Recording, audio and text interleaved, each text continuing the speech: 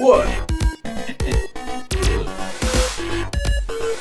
We can smell your video feed.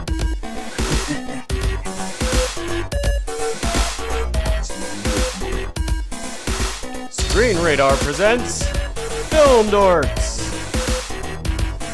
Right, Nick? Yes. Well, you didn't point to me. Sorry. So you confused me.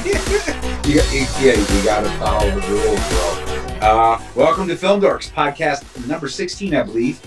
And we are starting a new series on film comedies. This series will probably never end. We will probably all die except for Bridget because she's so young and adorable. But the rest of us will be dead before we finish the series.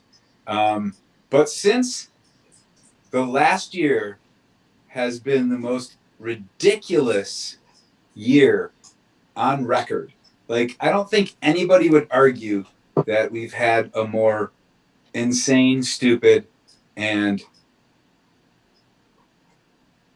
spoof-tastic year. And that's why we're going to start our comedy series looking at spoofs. Yeah. Because last year was a fucking spoof of I don't know what. Us once Epic magnitude. Once upon a time. So yeah, we're going to start with spoofs, and we're going to talk about the very, very really early years of spoofs. Like 1813. Yeah, before film was even invented. We're actually going to go back to Shakespearean times and talk about but we're talking about the 70s. That's where the spoof came to be, and where I think it certainly was developed. Starting in the early 70s with Mel Brooks, and then moving on to the almighty, all-powerful of the spoof masters, the Zucker brothers and Abrams. So where are we Why starting? don't you introduce ourselves? Oh yeah. I mean, I guess we can do that. I guess we're way late on that, but I'm Nick. I'm Tom. I am Kevin. And I'm Lucas. And as you might have already realized, you're watching Film Dorks. Yeah. Mm-hmm. Oh, and And we're also I said that. we, I said Film Dorks Podcast 16. we're also I know you we're did. joined here by Bridget. Say hello, Bridget. Hello. So she's going to be monitoring the chats and occasionally jumping in with facts and information and all the behind the scenes stuff. And if you have any questions, please put it out on Twitter or Facebook or YouTube, Yeah. and we will try to include you in the cast. For shizzle, for schnazzle. Yeah. So, I guess there's, one thing we can say before we get into the first movie, and Kevin's going to cover that, but, Mel Brooks kind of came to be in the late 60s with the producers, and it's technically not a spoof movie. It's kind of it's like a spoofy satire of theater more than any musical theater. But it certainly launched his brand, right? That's what we'd call it today, his brand, but I don't think they called it that. But his creative voice, a very distinct voice was born. And then he came into the early 70s with a couple of, I would argue, the best comedies ever. But Kevin, why don't you take it away with Mel Brooks' first spoof movie? All right. Blazing Saddles. Blazing Saddles. So, yeah, 1974. Yep. I believe this is Brooks's fourth film, but it's his first real smash success. I mean, the producer was, well received and I believe critically, lauded. But this is like the ultimate Western spoof. At the time, Westerns were all the rage for decades. Yeah. In Hollywood. I would say decades, really, because you go back to the earlier American Westerns and then you move into the Italian spaghetti Westerns. So decades. Super popular. Yeah. Like for the last 30 years they were popular. Yeah. So, it's when I watched this again, because it's been a while, I tried to put myself back in 1974 when I was 1. Yeah. But did you put on like You were 6. Um, yeah, I mean, this in a nutshell, well, it's a Western. Should I just give a little summary or? Yeah. Yeah, let us know for those who haven't seen it. We can give a little. Yeah, there's a Give lot of the young elevator out pitch there. though. Don't spend 5 minutes telling Yeah, no, no. Well, basically, it's about this this greedy, politically connected land speculator who is standing to make a lot of money with the building of a new railroad. And the only thing in his way is this town that he's got to build through. So, so in order to, so his idea is to drive all the people out of the town so that he can just come in and build a railroad and, make his money. So his idea is to hire a black sheriff, to be the sheriff in town, and this is his idea to drive the entire town out of the way. So, yeah, so that's it in a nutshell. And it doesn't, he just has to keep on coming up with ways to build this railroad. Everything fails. The black sheriff eventually gets accepted. And it's just, the movie is just filled with sight gags, slapstick comedy, puns. Yeah. I mean, this is. If people haven't seen this film, I think even if you're not a fan of westerns, you will enjoy this just because of the absurdity of it, but also you could not make this film now. I was going to say that. No what way. they get away with it, with race, with what is it, the controversial jokes and also a killer cast. I mean, it's worth watching just for Gene Wilder. He's amazing. Is such a fun character in it. Harvey Korman, Madeline Kahn. Oh yeah, it ends up being a lot of the same people he worked with over and over again. Yeah. Slim Pickens. Oh yeah. And in fact, when HBO Max last year, when they actually took Blazing Saddles off of the air or of their lineup, and then they put it back on. But when they put it back on, they had a 3-minute long disclaimer in the beginning of the movie to give the context of the culture at the time, so that people would kind of understand it and grasp, okay, back then these words, these ideas, these stereotypes were so prevalent, and another streaming service did the same thing, I believe. But what's crazy is that this movie is all about the idiocracy of racism. Oh yeah. It definitely holds it up to a mirror. Yeah, I mean, it's unfortunate they have to actually explain that to people. You can't watch the movie. I understand that movie wouldn't be made today for multiple things that are said and happen in it. However, the message of the movie is really spoofing Westerns, but it's spoofing racism. Yes. Right. And how absolutely absurd it is. And that's one of the deep charms of this movie, and that's why, it's, even though it does do things that you wouldn't get away with in movies today, it doesn't do it in a malicious way at all, and it makes fun of a lot of people and a lot of culture. And dealing on that, the racism issue, Mel Brooks brought in Richard Pryor to help write the script. Nice. Which is interesting, yeah. And he loved it. He absolutely loved it. In fact, that's where that one classic line comes from. I guarantee that was a Richard Pryor drop-in.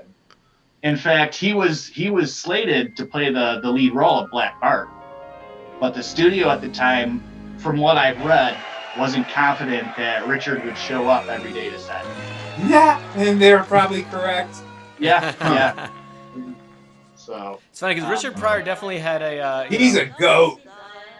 So, and one of my favorite characters in this, Madeline Kahn, in this is so great. The partnership they started with all the different actors, who would be featured in many of the subsequent Mel Brooks films. But the supporting cast is just really incredible. it is.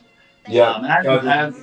I didn't mention, so Black Bart is the black sheriff who's one of the main characters. So, he ends up buddying up with the town drunk, who's played by Gene Wilder. Who's absolutely steals every single scene he's in. So wasn't somebody else supposed to be cast before Gene Wilder, though? So I'm forgetting his name. He was a popular character actor, I think, at the time. But the problem was, on the very first day on set, he was going through alcohol withdrawal syndromes. Oh, no way. Wow. He had the DTs? Yeah. And I guess he was throwing up, according to Mel Brooks, he was throwing up like green froth and everything like that. So he immediately fired him, and Gene Wilder took the role. Thank goodness. Yes. Yeah. And then, this imagine getting that phone call. But it led directly to Young Frankenstein because of them teaming up on this one, which we'll get into. Yeah. But Mel Brooks also plays he's the villain in it, right? Doesn't he play the? Well, he plays the dim-witted mayor. Dim-witted mayor. He's not unsafe. The gov. But it just says gov on the back. Oh yeah. Harvey Korman is the slime ball. Slime ball, yeah. He's always the slime ball. Yeah, he's the slime ball in the in High Anxiety, which I'll be covering. But he's perfect. He's so slimy. I don't think you could take him any other way. I think it's impossible for him to act that way any other way. He's always just skeevy in everything he was in. And let me tell you, Mel Brooks as the governor, I could watch his scenes over and over and over on a loop. It is so cross-eyed. He's so dumb. He doesn't look at the person. It's great. It's beautiful. It is absolutely a genius. And I'm throw that out there lightly. It's a genius performance the character is genius, and the way he plays it just. If anything, and I think the one thing to say about this too, before we move on to Young Frankenstein, is that this set a precedent for the rules of a spoof. And one of the big prerequisites of a true spoof is that it stays within its genre. And so if it's spoofing a Western, it's spoofing Western movies. I mean, it'll have a ton of other jokes, but it doesn't go and spoof Casablanca and spoof. You know what I mean? It's not spoofing Apocalypse Now. Yeah. It's very focused on the genre, and that's, I think, why good spoof movies are good. Yeah. Because they stay within, on the track. Yeah, and I'll say that ones they're not talking about them today, but they get bad. Yeah, well, Mel Brooks, his started out actually in TV with Get Smart. That was one of his first ones. He only worked on the first season of it, but that was his initial kind of TV comedy effort, which was great. I mean, he did a phenomenal job with Get Smart. But in a way, I think he was spoofing the spy movie, or the spy movies that were coming out. So I felt this one, you're right. He understood that, okay, I'm not just making a comedy, I'm making what we consider spoofs, and I think that yeah, and see I don't that know in this as well. I don't know where and when that term was actually coined, but I want to say it was in the 70s at some point, and in reference to Mel Brooks movies. Yeah. If not, it was at the very end of the 70s. But well, do we want to talk about the transition from Blazing Saddles to Young Frankenstein? Because didn't you have a little a little information you dug up, Tom, about how that happened? Yeah, well, I found a quote. Somebody was interviewing Mel Brooks, and he said that the sort of genesis of Young Frankenstein was on set of the Blazing Saddles film, and Gene Wilder kind of came up to him and said, "Hey, I think we should make another Frankenstein movie." And Mel Brooks was like, "Hey, there's already a million of them. They got the son, the cousin, the sister." And he said, "Yeah, I know, but this will be different, And he described to him that it's Frankenstein's great grandson or grandson who doesn't want anything to do with the family legacy, and he just wants to be a scientist, but he gets called there and gets like basically sucked back into it. And literally that, a year. Oops, sorry. I was gonna say literally a year after that, Young Frankenstein hit the silver screen. Yeah, didn't they both come out the same year, Young Frankenstein and? Came out the same year. Yep. That's so crazy to think about. Blazing Saddles was in February, and Young Frankenstein was in December of '74. So one conversation on the movie set of Blazing Saddles, and less than a year later, they get Young Frankenstein. I mean, so Blazing Saddles was obviously like a big success. It made a lot of money. It's cited as the most made the most money for a Western. I'm not surprised. That's amazing. Yeah. Doesn't surprise me. It is, yeah. Yeah, but then So yeah, Tom, Young Frankenstein. Take it away, Tom. So I mean, basically, they went about the film in a pretty straightforward fashion. They actually kind of made it like the litany of other Frankenstein films that we've all seen, and that's really where it lands in itself in spoof territory. But it's almost just more like what if a Frankenstein movie was a comedy instead of a horror movie. And so, I mean, it's still sort of in the loose spoof category, I guess. But the things that stand out about it are the ad-lib comedy. There's so many lines in this that are just thrown in off the cuff. And it's I mean, there was some of that in Blazing Saddles as well, but this really kind of took off in a big way with the ad-lib scenes and the authenticity of it too.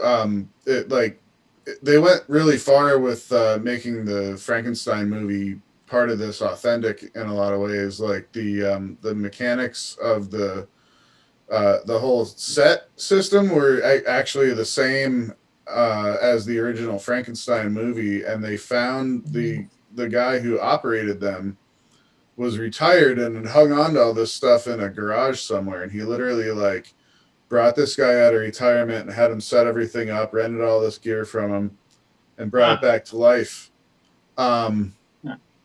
Just to do it, and he gave the guy a screen credit that he never got in the original film too. So in a lot of ways, he kind of paid it forward.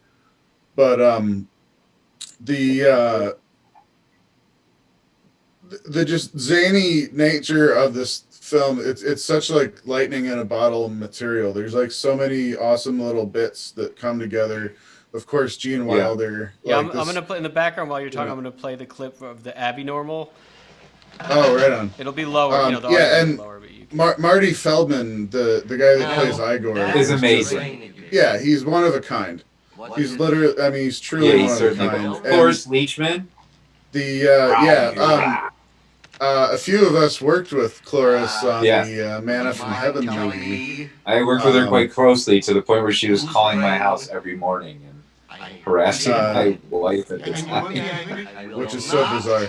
But like the jokes that they make about Frau Brucher, where the horses whinny they freak out every time they say your name in the whole movie. It's just like awesome.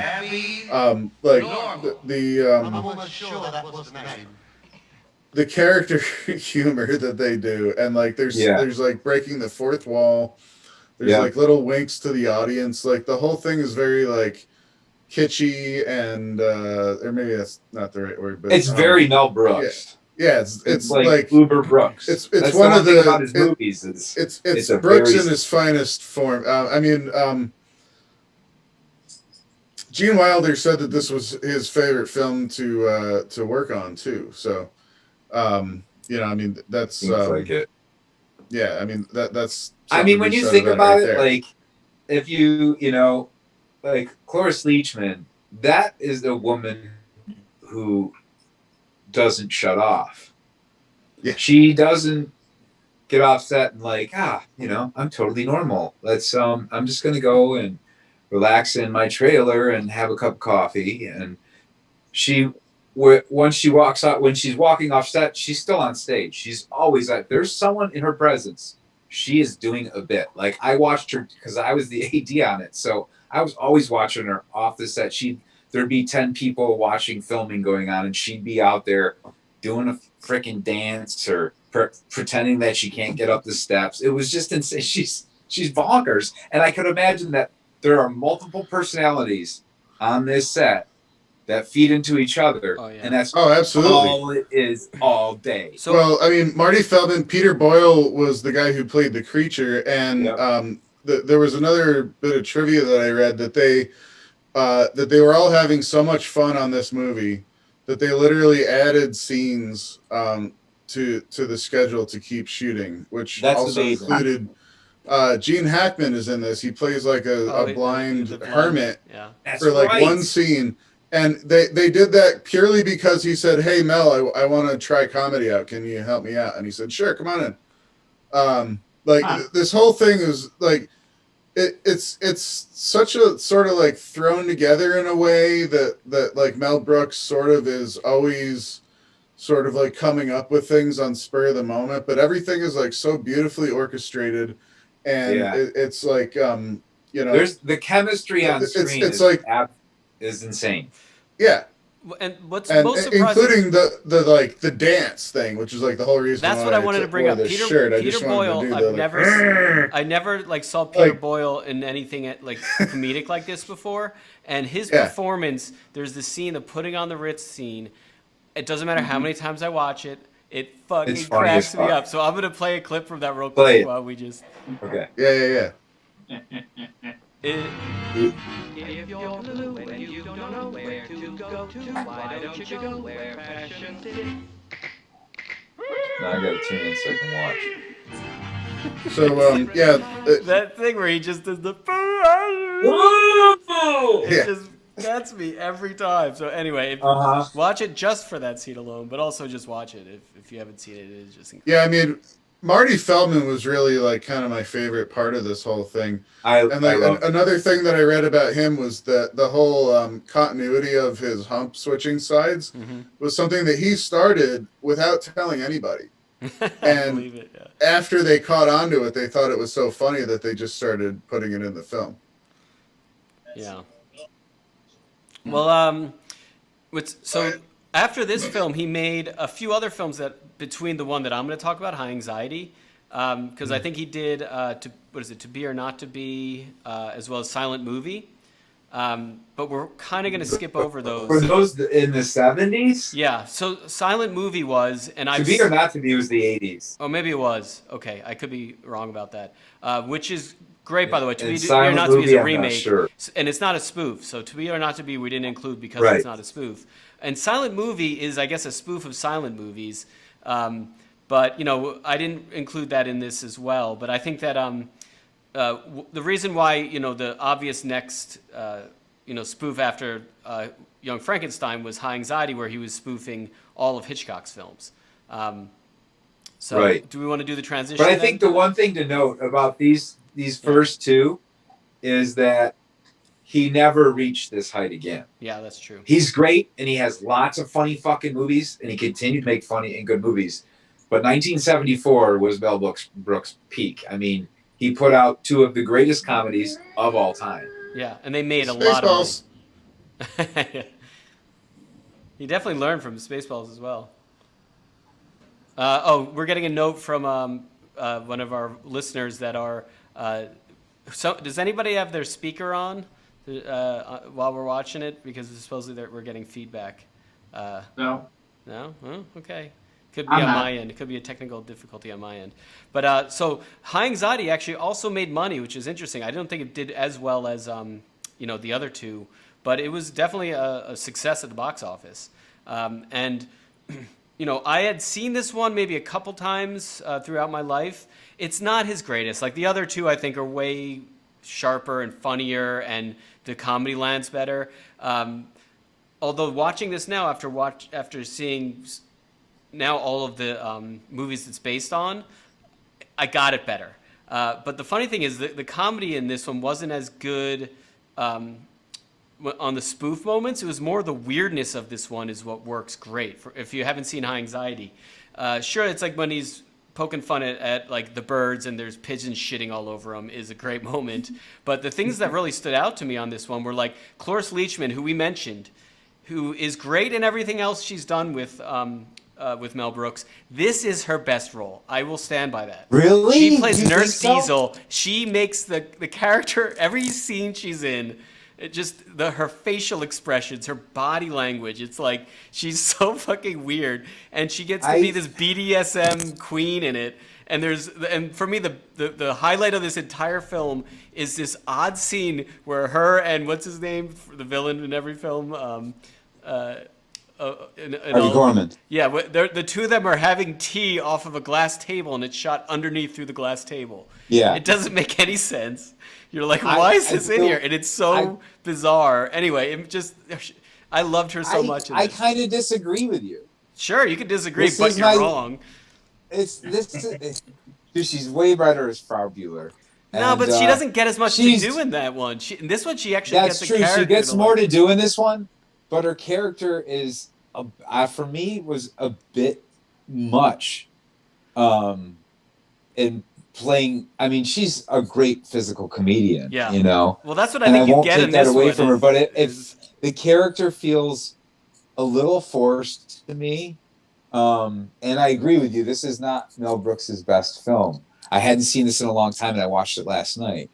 And there's some great bits and gags in it, and some classic Brooks stuff, but it doesn't quite rise. Like I didn't find myself like, I'll watch Young Frankenstein, I'm gonna laugh through. Yeah, and movie, that's the thing is it's not as consistent. The comedy, like you have to wait a while for a good joke, and then they land and they're good, but there's a little bit too much dead space where there's just no jokes landing or not even jokes being told. It's like he's almost playing too much into the Hitchcock mood setup, and it's like, Well, Young Frankenstein has that issue as well. I mean, there's certainly like several scenes in that film where they play it straight for like a full minute or so, you know, and then you'll usually get like a little like nudge that this is still a comedy here and there, but there's something dry about that movie where it's like it's just those scenes are better. They're just better. They're better. Yeah, there's consistently better. It's better written. Moments. Yeah. But you know, some of the things that stood out to me in this one, though, like I said, the glass table was one of it. But the breaking of the fourth wall, they do really well in this. Or like for this scene where the camera's tracking in, and then during a dinner scene, and suddenly they break through a glass, the window that they're tracking through, and then all the characters like look back. Like, everybody looks. Yeah, and they do it a few times. They do it a few times, but after that's like the first time they do that. It's super effective. I was like, whoa! It cracked me up. It was startling. Because you just don't expect to see it, and then once they kind of establish that, it's not as funny in the next ones, but it's still, right. But the one thing about that is I don't remember, like those jokes are more ridiculous and more extreme in this spoof, like whereas spoofs start to develop. That type of comedy where it wasn't as present in like Blazing Saddles or Young Frankenstein. Yeah, there were more of that in here. And had he just done it nonstop, like at a horse race, it would have been a funnier movie because there's not much to this one, and the characters are kind of unlikable, and it's still funny. It's still funny, and I'm going to show the shower scene from it because the shower scene is like. It's such a build with this stupid weird what is it, like bellboy or whatever who he just keeps asking this guy to get a paper, and he's so annoying, and you're like, and then you realize what they're doing, where they're culminating with it, and it's then that's the joke. It turns out the joke took a long time to took like 2 minutes for them to finally give you the punchline. It's like 3 scenes almost with setting that dude up with this to set this up. And I think that's something that he does really well. It's funny because of Brooks. Yeah. And the shot-for-shot shit they're doing. Yeah. If you think about it, though, it's not atypical of the time for comedies. I mean, if you look at like Woody Allen films, and all like most of the comedies back in those days, like It's a Mad, Mad World. They all have like lots of little dry spots where it's like kind of a dramatic interlude, and then they'll get back to the funny stuff. Right, that's it's kind of odd that movies. Years. Yeah, I mean they grew into this sort of bloated thing that like feels like. Here's your paper. Here's your paper. Yeah. Paper. It's just so weird. Like that character is so annoying up until then, and then you're like, okay, then they find a way to pull it off. But you're right. That's setup. That taking their time to set the joke up. You know it. Nowadays, spoofs, which we'll get into, like on our next one of spoofs in the 80s and 90s, whatever, it became like rapid fire jokes. There's a joke every 15 seconds, 30 seconds. There's no downtime.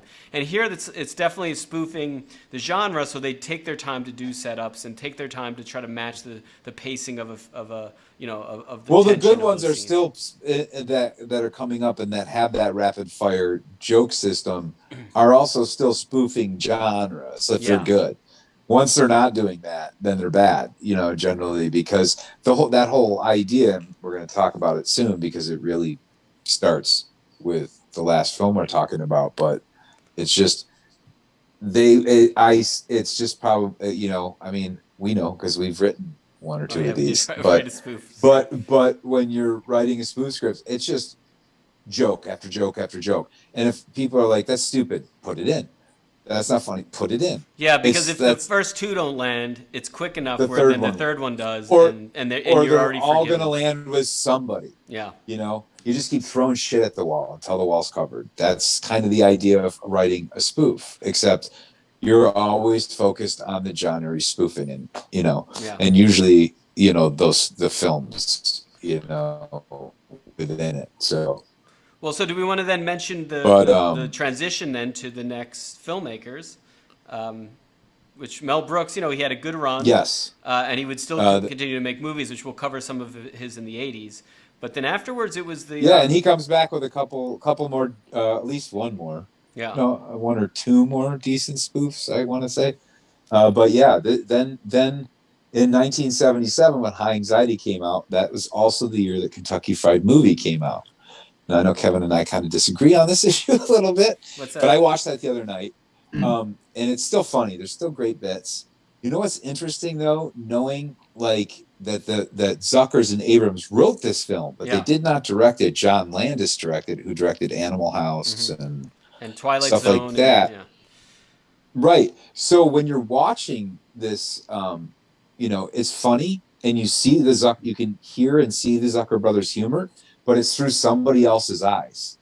And that's why this movie doesn't, I mean, I guess you could argue that it's a spoof of news, social, television culture. But then they do get into the last half of it, those Enter the Dragon spoof. Yeah. Which is fun, which works really well. I was like a huge fan of Enter the Dragon. But you're right, it's like it's spoofing a lot of weird, you can tell it almost is like a sketch comedy, like these guys are doing sketch comedy. It's what it is. It's like Bohemian. It's not really like nailed down to any one thing. Right? Yeah. Right. To me, it just was a spoof of the pop culture at the time. Yeah. Right. But, I guess that's why it doesn't quite work for me as a spoof. However, it still works as a good comedy, especially for a low budget comedy that really, and it certainly got and again, like you were saying, Kevin, earlier, trying to put yourself in 74, because watching it from a current lens, it's not as funny, so. Yeah, like I'm going to play a clip from where it's like Appeal for the Dead, whatever. Past year, over 800,000. Which I like. It's one of the better clips, but you can tell like it doesn't have what you'll see in Airplane, which is this really sharp on the nose sense of humor. Right. This is like the awkward teenage years of spoof comedy. Yeah, it's like you can tell they were, and I think maybe it was a difference between directing and. I guarantee it was. If the Zucker brothers and Abrams had directed this too, you would have had a way more bonkers movie that would have felt more of a spoof. But I also think they kind of miss the spoof mark here because they aren't really spoofing a genre. Yeah. Spoofing pop culture might be timely. Family Guy. but it's not timeless. And this movie doesn't quite hold up like it did when I was a kid. Yeah. I liked this a lot when I was a kid because, you know. Me too. I loved it. Your sense of humor is a little less developed. And but this also, like, I would watch anything that was weird and wacky, and there was a lot of nudity in it, as I recall. This movie, and there was and there was spoofing kung fu movies, which I love. So, anyway, this movie is rated. It gives 10 stars for its boobs. Like, this movie has some of the best boobs I've ever seen in my life. I haven't seen it in a while. I'll have to revisit it again. They're actually real. The boobs are amazing. Right. The monkey suit is awful. But it does definitely showcase a director's vision and writer's voice that don't quite merge. Yeah. But it was a big enough success to let the Zucker brothers move to Airplane, which is possibly the greatest spoof movie ever made. Yeah. I just watched it again. So a little prelude to this. In the mid '70s, there was a slate of just blockbuster disaster movies. You can't appreciate Airplane unless you understood the timing, because what was it? Airport. You can still Airport appreciate 2, it. And, that's why. No, I'm sorry. You're like, why did they make this movie? It's like, well, because they were spoofing a genre, which was the disaster movie. Yeah, Towering Inferno. Airport had a couple of different movies where random Airport would have some stupid disaster. Yeah, there's a lot of airplane disaster movies that were coming out in the 70s, which are amazing. I love that genre, and you should watch all those as well. There's so many models and matte paintings in those movies. Yeah, I know. But this movie, that's the thing with this, because this movie is written and directed by Zuckers and Abrams. So there's no the difference is kind of night and day. This movie is fucking hysterical. And every it's scene hysterical every time you watch it. Yeah. Every scene. Every scene. Yeah, they kind of did away with the dramatic interludes in this, and it's really like kind of just a slugfest. Yeah, this is like they reimagined the spoof and made it. They're the ones that really gave us what a spoof movie is. Yeah, you know, like the true. As a true genre, and because the one thing about it is, like, Brooks was great. He would write, he would try to develop plot, and he would try to develop character more in his films, and a lot of times to brilliant effect, sometimes not to brilliant effect, but that took away from his ability to just throw jokes at your face, like from the first tone and even frame of that film is a joke, and it doesn't stop until it's over. It's just an onslaught of humor. And structurally, it is like to a T, according to the paradigm structure. You know, by page 20, we've already established, this relationship between the ex-pilot and the flight attendant, and they've already given this whole backstory to their relationship. There's already an obstacle. There's already a goal, I got to win back my woman. But what's interesting about it, it's so basic and simple and obvious. And then they'll throw in stuff like this scene. I'm going to pick the wrong week. I picked the wrong week. Oh, yeah. Oh, yeah. I picked the wrong week to get sniffing glue. Well, that's a running joke. That's one of the jokes that just they run over and over. Oh God, it's so funny. But when he hits the glue, shit hits the fan. And then they throw shit hitting the fan, or was that from Airplane 2? No, but it's just I think that might have nonstop. This becomes the Airplane. nonstop, just joke after joke after joke. They have jokes that are running through the whole thing. You're right, that build on each other. Like, it's almost like every scene they're like, how can we put more into this scene that will mess with you? And there's just so many good moments. There'll be 7 jokes going on at once. Yeah. Even the shit hitting the fan, when he says the shit hit the fan, you see the shit hitting the fan, but then they pull the camera back and there's a whole scene going on. Yeah. It's not like they just cut to the shit hitting the fan and then cut to another scene. Right. You know. They also play with your expectations of cat with the casting, because like the I Speak Jive. Whoops, sorry. I'm gonna play that one. The I Speak Jive scene. Yeah. Oh my God. You know, because it's who did they cast? Amazing. Wasn't that the Brady mother? Barbara Billingsley. Barbara Billingsley, right? Yeah, she was like the mom in Leave It to Beaver. Yeah. Oh, that's what it was. She was the mom in Leave It to Beaver. Oh, wait, Hold on. I pulled up the wrong clip, I think. No, that's the Damn IJ. you Oh, it and just your takes a while to get there. Clipping. Yeah. But no, but you know that's the idea. Is they and then also getting what's the Kareem Abdul-Jabbar as the they just the casting is also a stunt. It is also a gag. You know what I mean? It's just that's what I mean. They were thinking as like 3-dimensional, 4-dimensional chess when it came to their jokes. You know? Even the names of the pilot, the co-pilot, and the three guys. His name is Roger. The other one's name is Victor. Oh yeah, what's Victor? Yeah, Roger. What's your Roger Dodger? Yeah, you can just see they're playing on like so many different levels with their jokes, where it's it's we not have just Clarence. Yeah, exactly. Victor. Roger. I mean that's but that's what I mean. It's just not and that's what makes this movie the perfect spoof. Yeah. It's on there's brand other all spoofs the that I time. really love, but and we'll talk about even the sequel to this is amazing, but we'll get to it. But this is the greatest spoof movie technically ever made because it's the first one that really did it all right. Yeah, brought it all together, all those pieces. You heard it here first from Nick Berg. That's right. It is the ultimate spoof movie. There's some other ones. There's even ones that are, even though the landscape from 2000 to 2020 is really slim pickings when it comes to spoofs, there's a real diamond in the rough there. A couple of them. What's interesting though is when you go back and watch those airport movies that we were talking about earlier. So I saw Airplane before I saw any of those films. So when I actually started watching them, I had a difficult time not just like constantly referencing Airplane and not taking it as seriously, or like the drama, you just kind of giggle at it a little because you just think of Airplane. I mean, that movie kind of ruined an entire genre of films for me because I started. Isn't that movie PG too? Which one? Airplane?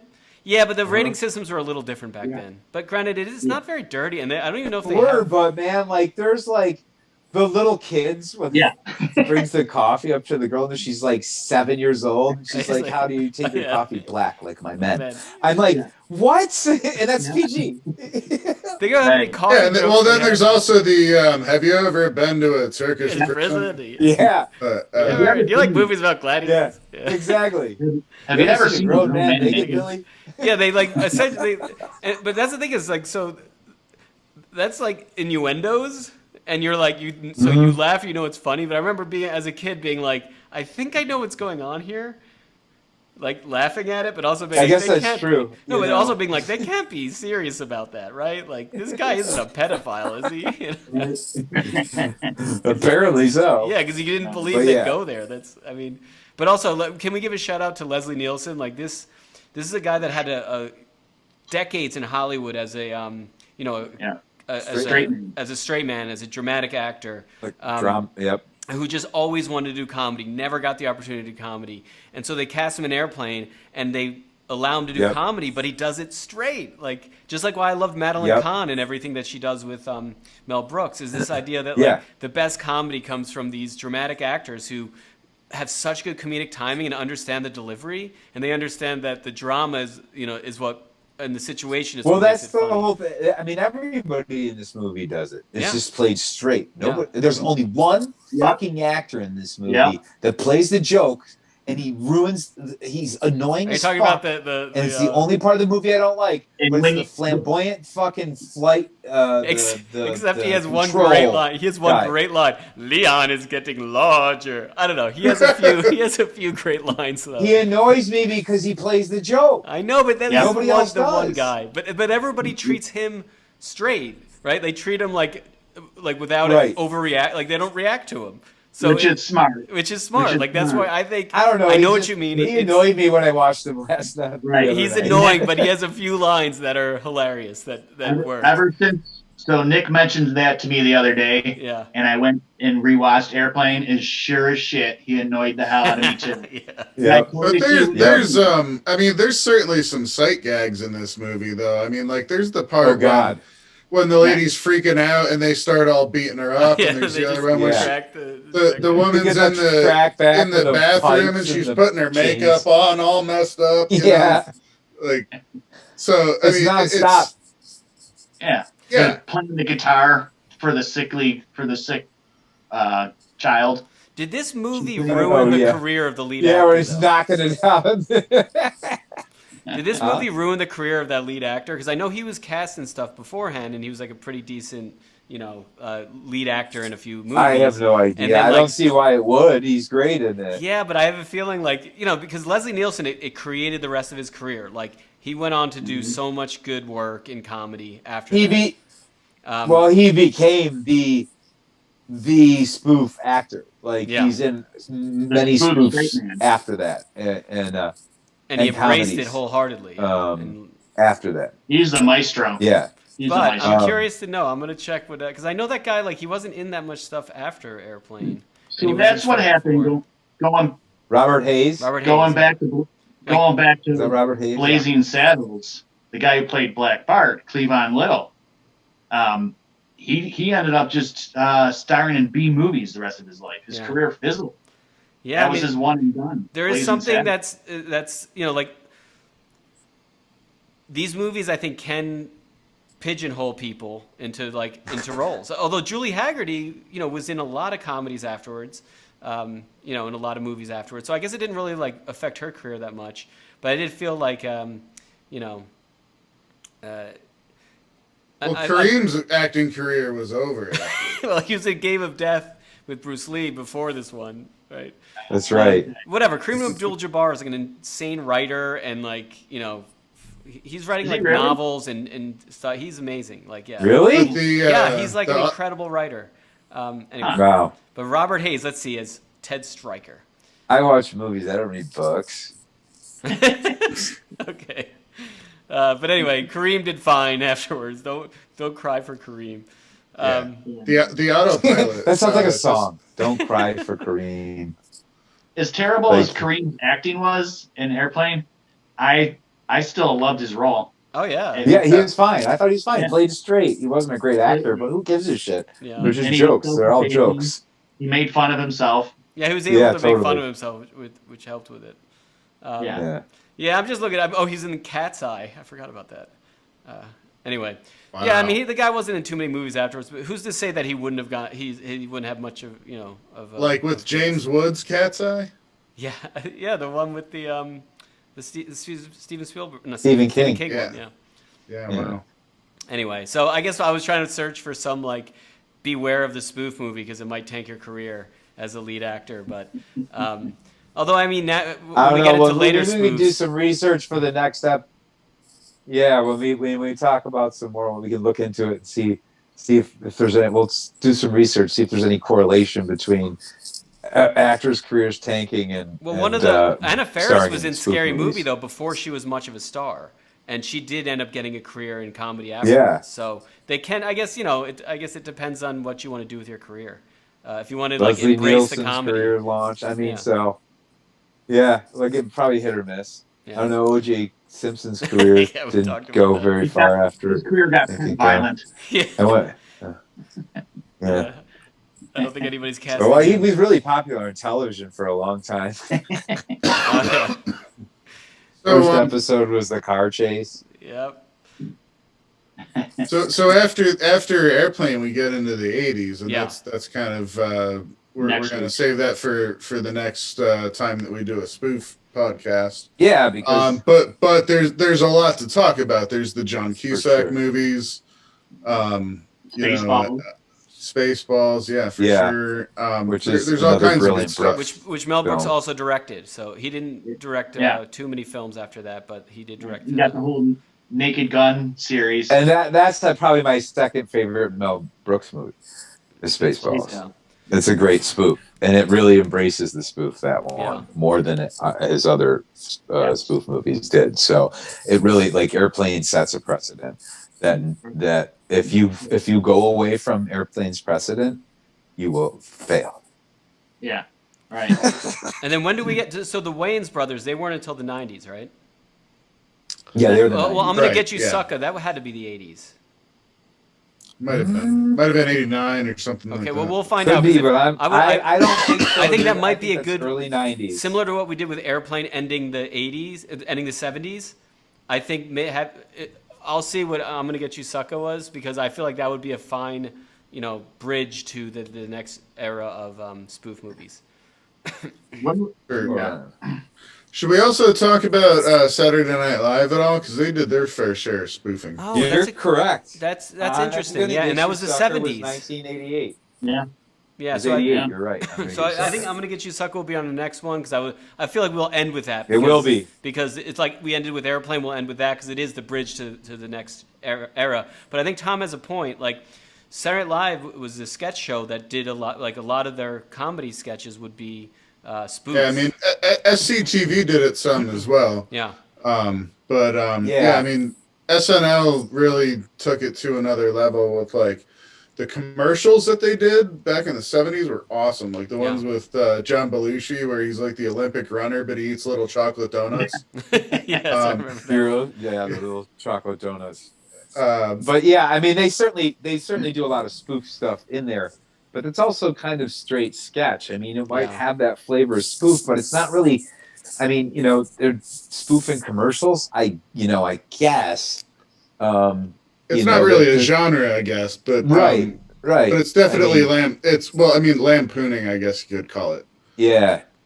Yeah. I mean, they would also do sketches, Which is what though, the Kentucky Fried Movie feels to me. Yeah. It's lampooning. It's not spoofing. Yeah. Let's get this straight. Yeah, I guess the idea of the spoof is you're making fun of a genre, but you're also still firmly in the genre, right? Of film. You stay within the genre. You make fun of the genre, and then obviously when the Zucker brothers came around, it was you don't worry so much about plot and character development. You just make sure that you're making 6 jokes all at once so that nobody knows what's going on and they just can't stop laughing. Did you guys watch in the 80s, which maybe we'll talk about next episode, and I'll have to do some research on it, but did you ever watch Sledgehammer, the cop show, spoof cop show from the 80s?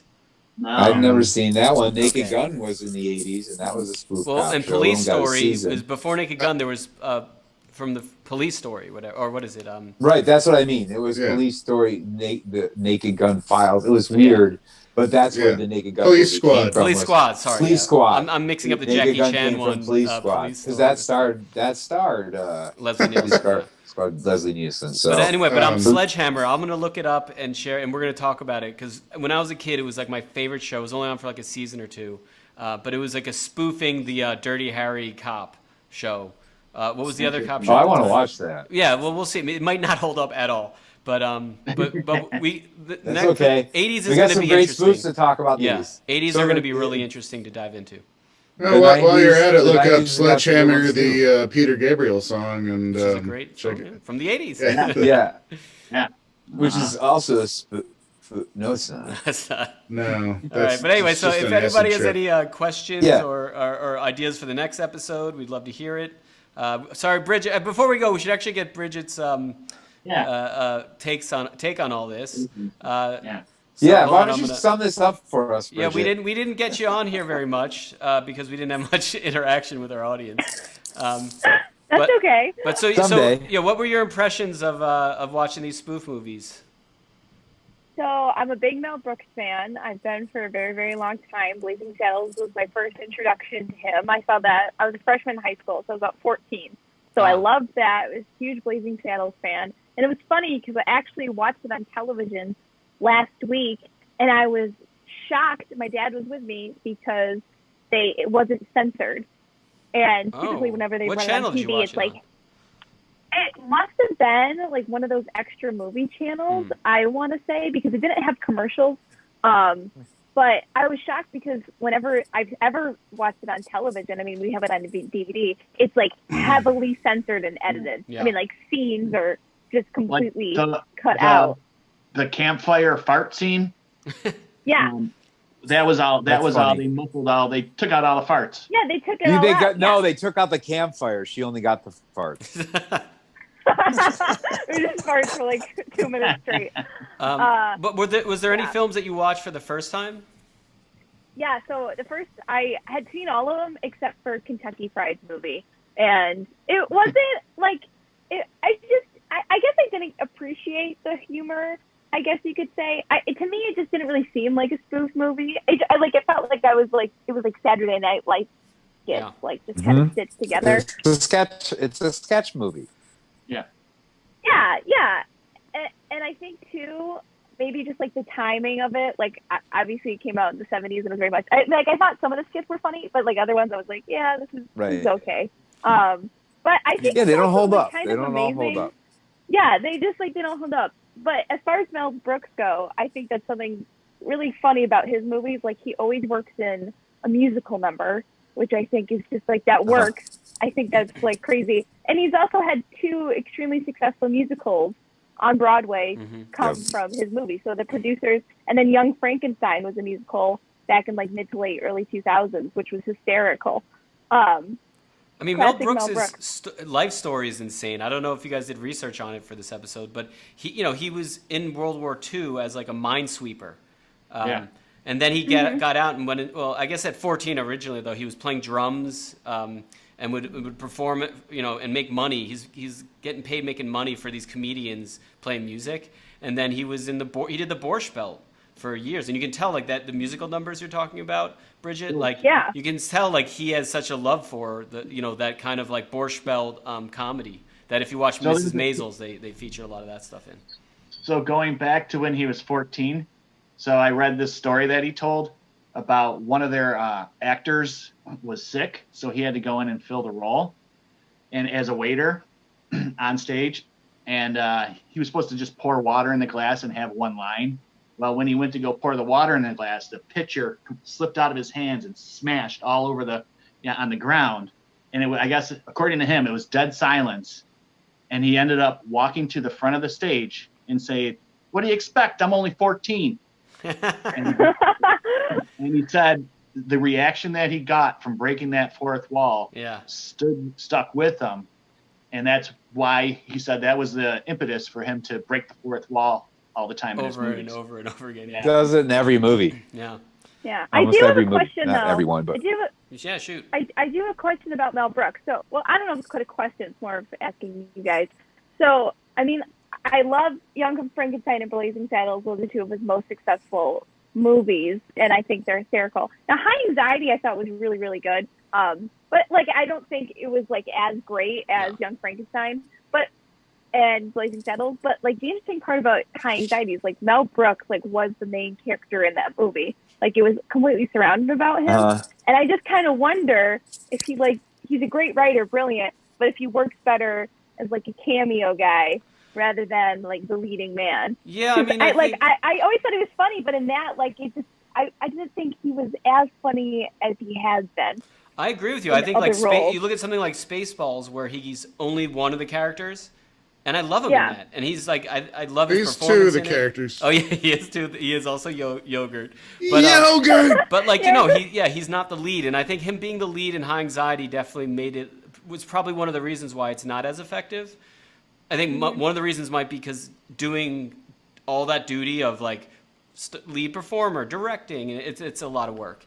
And I mean, he did that again in Life Stinks too, and like that was another one of his. Not as good. Like, I forgot about that movie. But if you look at To Be or Not to Be, where he's a lead but he's not directing, he's great. Like I think it's just it's asking a lot of anyone to especially in comedy to be able to act, write, shoot. He was like editing these films too. Like he's incredible. But he didn't edit High Anxiety.